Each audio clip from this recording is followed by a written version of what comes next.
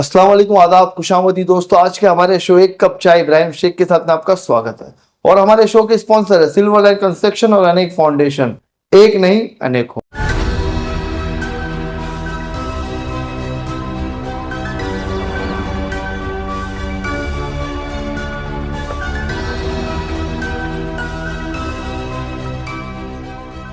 दोस्तों आज हमारे साथ बात करने के लिए खास मेहमान मुमरा शहर के एक्स कॉर्पोरेटर जफर नुमानी साहब। सर आपका बहुत बहुत इस्तकबाल है, कैसे हो? जज़ाकल्लाह, शुक्रिया, बहुत अच्छा हूँ। अभी हम बात करेंगे शहर में जो राजनीति उथल पुथल चल रही है, लोग इधर से उधर जा रहे हैं, उस पर थोड़ी चर्चा करने के लिए जफर नुमानी साहब को हम बुलाए। सर जैसे कि आपको पता है कि शहर में चल रहा है, आप खुद ही पार्टी छोड़कर इधर उधर चले गए हो, लेकिन मैंने आपको देखा हो कि राजनीति में आपने जब कदम रखा तो समाजवादी शमीम भाई के साथ में आपने कदम रखा, वहां पे बहुत साल आपने गुजारा। उसके बाद में शमीम खान साहब एनसीपी पार्टी में आए, आप उनके साथ हाथ पकड़ के आए, लेकिन अचानक ऐसा क्या हो गया जो आप शरद पवार साहब को छोड़कर अजीत दादा पवार साहब की पार्टी में ज्वाइन हो गए, नजीमुल्लाह द्वारा? अस्सलाम वालेकुम। सबसे पहले तो इब्राहिम भाई आपका बहुत शुक्रिया, क्योंकि जो बात है उस पर बात होनी चाहिए। बिल्कुल, जो आप पर इल्जामात लगते हैं उसका जवाब बखूबी देना चाहिए, ये एक पॉलिटिशियन का फर्ज है। देखिए, मैं बार बार कह रहा था कि पार्टी को छोड़ना नहीं चाह रहा था, लेकिन मेरे साथ कई बार ऐसे हादसे गुजरे। पार्टी तो वही अवर साहब को छोड़ा आपने, है ना?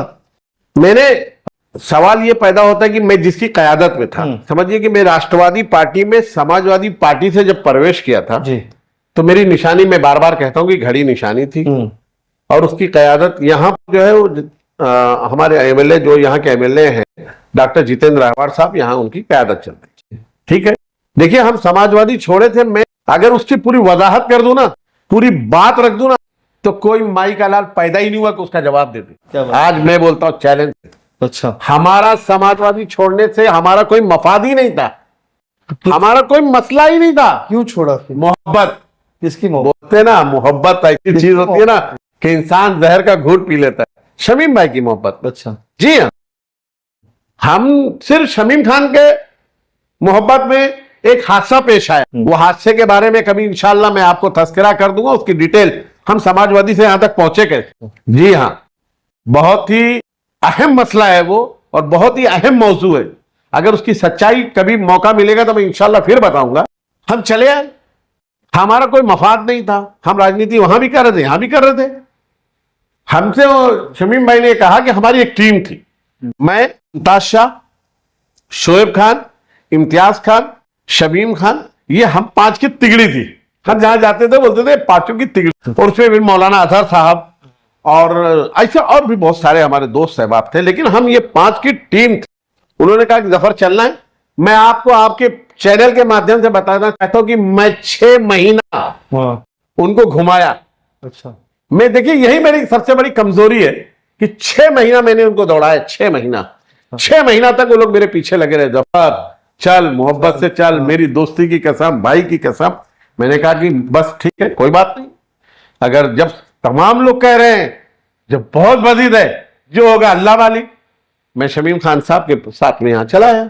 अभी क्या हुआ? अभी अचानक पार्टी, आप अभी तो कॉर्पोरेटर भी थे 5 साल, आप तो क्या हुआ अचानक आवाज आपको छोड़ना? अभी देखिए, आप एक चीज देख रहे होंगे। देखिए, मैं आपको एक चीज और बता दूं आपके चैनल के जरिए से। मैं अक्सर ना, जब कारपोरेशन में था तो मैं ना एक चीज की बहुत मांगनी करता था, रिहायत सेंटर की। तो आप देख रहे होंगे कुछ लोग बैठी बैठी बातें बहुत करते हैं।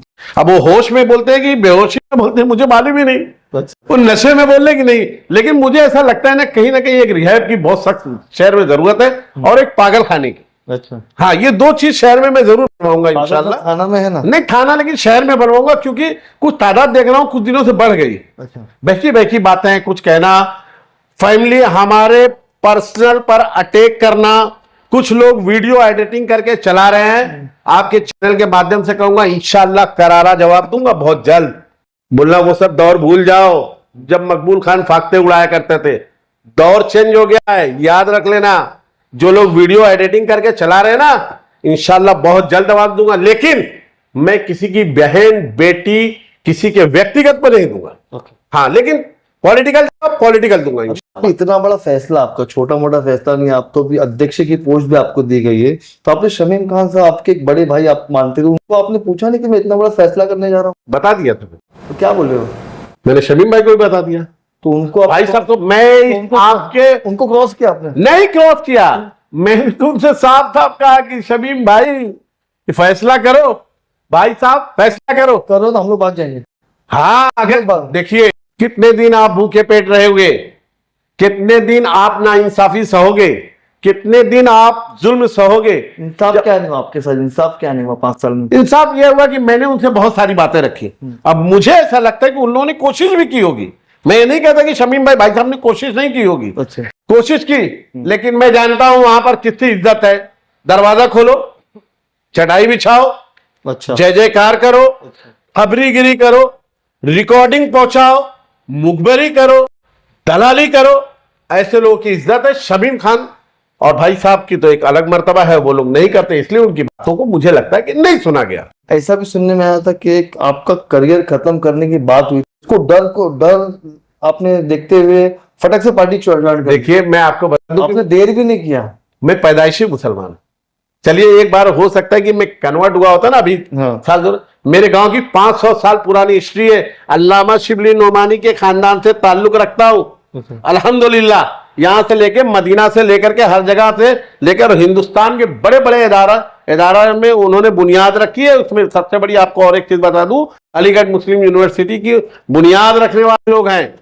और मेरे खानदान में उत्तर प्रदेश में जब पूरा कोई उत्तर प्रदेश में एक आईजी होते थे, आईजी इस्लाम साहब, पता कर लेना जो लोग तारीख पढ़ना चाहेंगे।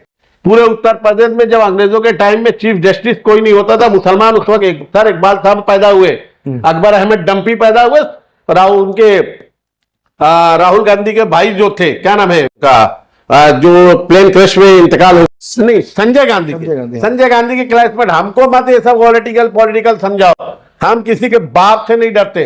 हाँ रिस्पेक्ट करें, अदब से मिलेंगे, मतलब जब भी मिलेंगे आपसे झुक के मिलेंगे। नहीं, आपका प्लानिंग पहले से चल रहा है। और मेरे गांव में लाल बत्ती, पाल बत्ती, ये सब छोटी छोटी बत्तियां ना, हम बचपन से बत्तियां देखते चले रहे। हमको ये सब देखिए, हम राजनीति आवाम की खिदमत करने के लिए करते हैं।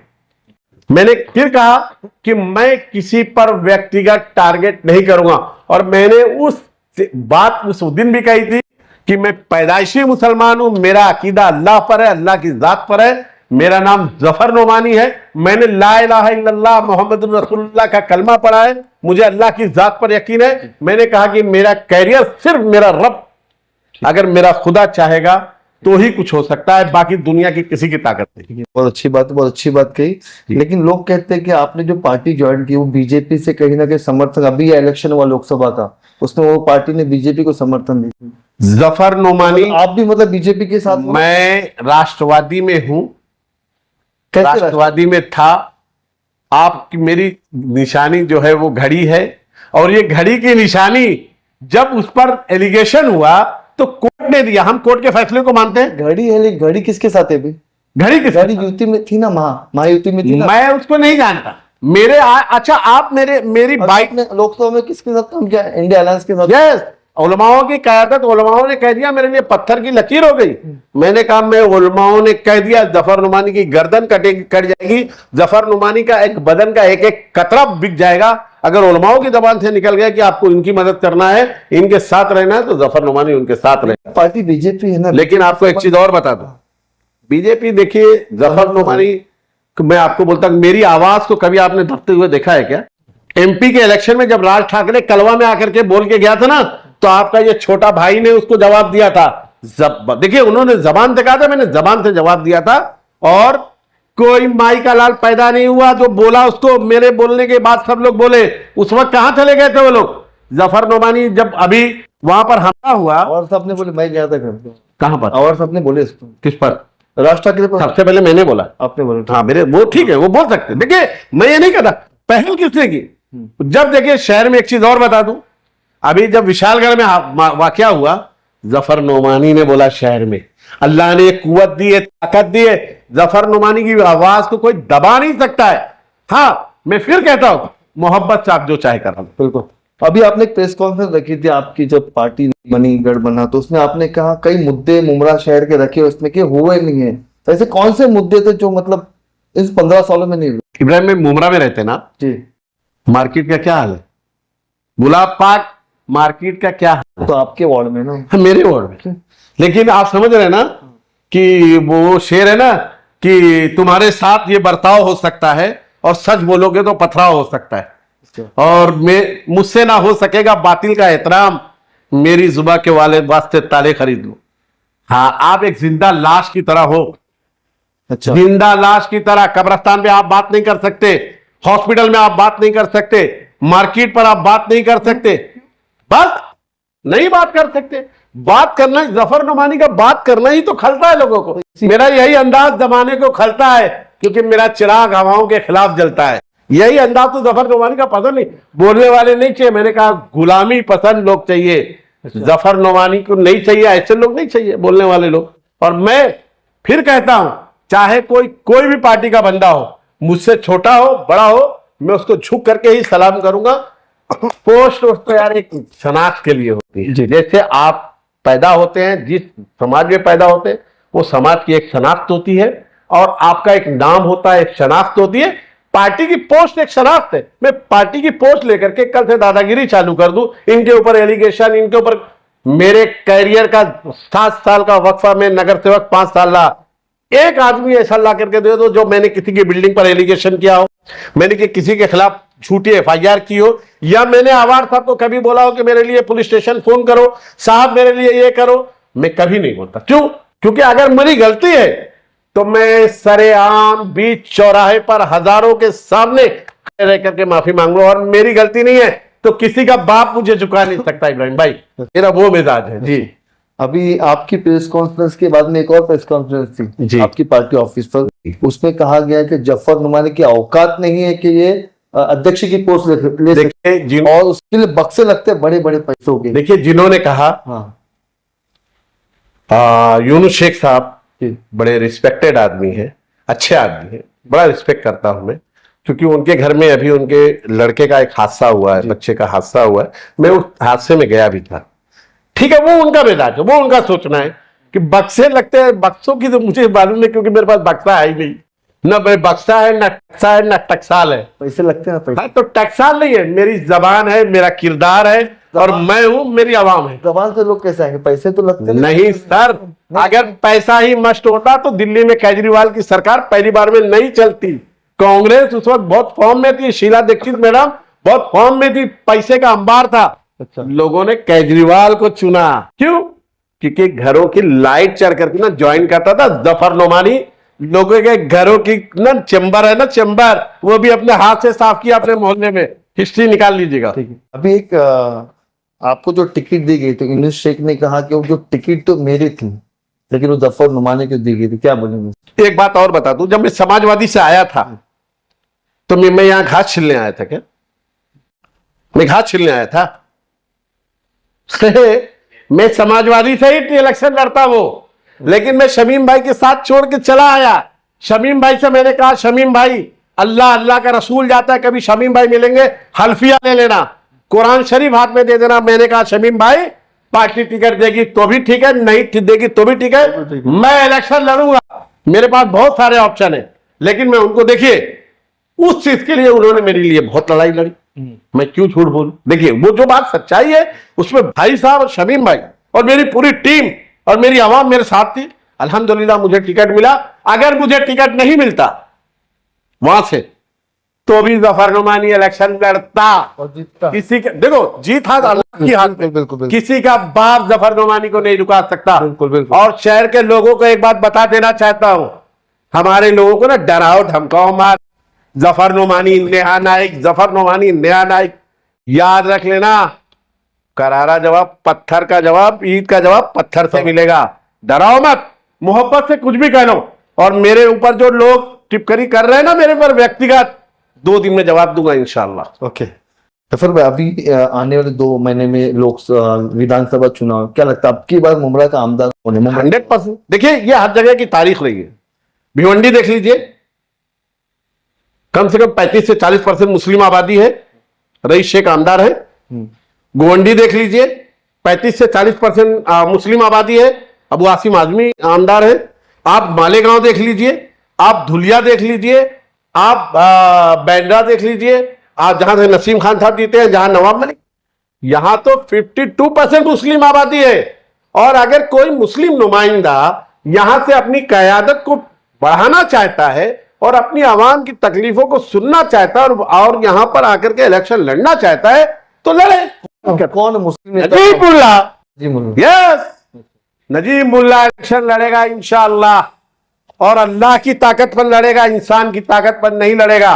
और देखिए, इंसान की ताकत पर, वो इंसान की ताकत पर इलेक्शन नहीं लड़ेगा जिनके अंदर मगरूर, तकब्बुर और बुग़्ज़ और कीना है, और जो मुखबरी करते हैं आवाम की ताकत पर, जो जमीन पर चलते हैं और जमीन पर नजर नीचे करके चलते हैं। और नजीब मुल्ला, मैं आपको बता दूं, एक ऐसा लीडर है, 131 नगर सेवक, ठाणे महानगर पालिका में बड़ा वर्चस्व। अल्हम्दुलिल्लाह, जब वो जवान खड़ा होकर के कारपोरेशन में बोलता था ना, तो ये सीना ऐसा लगता था ना, मोदी जी तो बोलते 56 इंच का, 72 इंच का हो जाता था, कि कोई मुसलमान, कोई ईमान वाला और हर धर्म की इज्जत रखने वाला और सबका रिस्पेक्ट करने वाला आदमी बोले, कलेजा 72 इंच का हो जाता था। अब तो हमारे दरमियान आ गया। तो कहाँ थे वो? 15 साल पहले कहाँ थे? 10 साल पहले कहाँ थे? अभी 15 साल बाद क्यों आए? देखिए क्या होता है, हर चीज का एक वक्त होता है। 2009 में नजीब भाई अवार्ड साहब के साथ में यहाँ आए थे। अवार्ड साहब को उन्होंने इलेक्शन लड़ाया, साथ में थे, मेहनत किए। कुछ हालात, देखिए हर घर में परिवार में बिखराव होता है, परिवार में बिखराव होता है, समझे क्या? परिवार में बिखराव हो गया, कुछ चीजें उनको नहीं समझ में आई। अब लोगों ने उनसे कहा कि देखिए आबादी बढ़ गई है, आपको मुस्लिम हलके से टिकट लेना चाहिए, आपको आना चाहिए, क्योंकि आप हर धर्म के लोगों की इज्जत करते हैं। आपको एक बात और बता, शहर में शानू भाई एक अच्छे बड़े बड़े नाम में आते हैं, अच्छे लोगों में आते हैं, और पैसे में भी बिग शॉट है। पैसा है अल्लाह ताला ने, और काम भी करता है। देखो जो बात है, मेरा दोस्त है, मैं हमेशा बोलता हूं काम करता है बिल्कुल। लेकिन चलो मैं उसको बोलता हूं कि शानू पठान को दीवा से इलेक्शन लड़ा करके जिता लो, शानू पठान को कलवा से टिकट देकर लड़ा दो, जिता दो। कारपोरेशन कलवा से अगर शानू भाई को जिता दो तो मैं आपकी कयादत को कबूल कर लूंगा, लेकिन नहीं होगा, आपको टिकट ही नहीं मिलेगा। आज तक कलवा में किसी मुसलमान को टिकट नहीं दिया गया। क्यों? क्योंकि मुस्लिम की पॉपुलेशन कम है, मेजोरिटी कम है, इसलिए। लेकिन मुमरा हमारा शहर है, तो लोगों ने उनको टिकट दिया। मैं और भी बोल दूं कि शहर में आज ऐलान करो सैयद अली भाई का नाम, चलो ठीक है, ऐलान करो सैयद अली भाई का नाम आमदार में। अच्छा, यस, अगर पूरी टीम उनके साथ समर्थन में नहीं खड़े रहेगी तो मिल लीजिएगा। नहीं होगा, वो नहीं होगा कभी जिंदगी में। ये कुर्सी ऐसी है ना, ये कुर्सी से दो चीज की आदमी अगर गर्मी बर्दाश्त कर लिया, पैसा और कुर्सी, तो बहुत आगे जाएगा। लेकिन ये कुर्सी छोड़ना ही नहीं। बहुत बहुत शुक्रिया सर बात करने के लिए हमसे। तो जफर नुमानी साहब तो थोड़े जज्बात में आ गए और ये हमारे सवालों का बेबाकी से जवाब दिए। तो हमारे ये एपिसोड भी लगातार हम करते रहेंगे, नए नए मेहमान को बुलाते रहेंगे। अस्सलाम वालेकुम।